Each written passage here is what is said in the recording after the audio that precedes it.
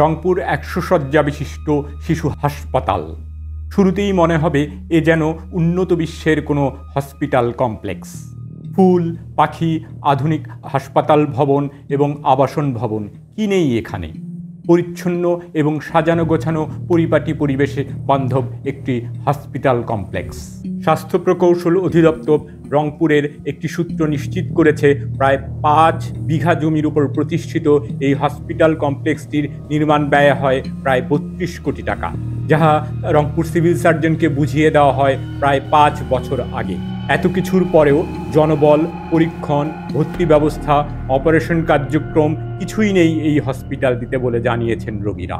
ব্যবস্থা থাকতে তাহলে সিটি স্ক্যান করে নিতে পারে, ভর্তিরও কোনো ব্যবস্থা নেই।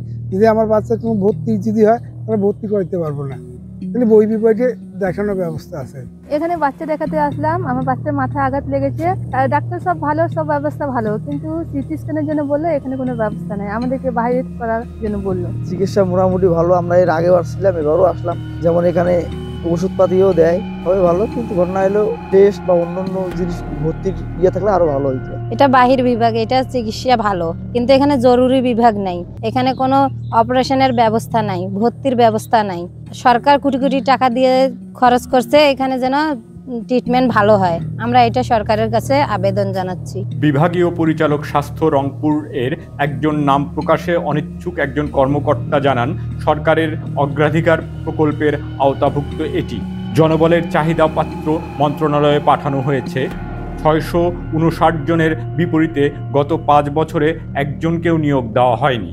বর্তমানে পেশনে ১০-১২ জন জনবল নিয়ে শুধুমাত্র বহির্বিভাগের কার্যক্রমটি চালিয়ে যাচ্ছে এই ১০০ শয্যা বিশিষ্ট শিশু হসপিটালটি। কোটি কোটি রাষ্ট্রীয় টাকা ব্যয়ে নির্মিত এই হসপিটাল। রয়েছে অনেকগুলো ভবন, শুধু নেই লোকবল, অপারেশন থিয়েটার আর টেস্টের জন্য ব্যবস্থা এবং ওটির ব্যবস্থা। তবে কি শুধুমাত্র আউটডোর অর্থাৎ বহির্বিভাগকে চালানোর জন্যই এত বড় কর্মযোগ্যতা চালিয়েছে রাষ্ট্র? কবে সুবিধা পাবে রোগীরা এখান থেকে সেবা নিয়ে? এই উত্তরের পেছানো জনপদের মানুষরা কবে পাবে এই হসপিটাল থেকে পরিপূর্ণ একটি চিকিৎসা ব্যবস্থাকে? এটি এখন দেখার বিষয়। Inam O Shahriar, senior staff reporter, Bangla FM।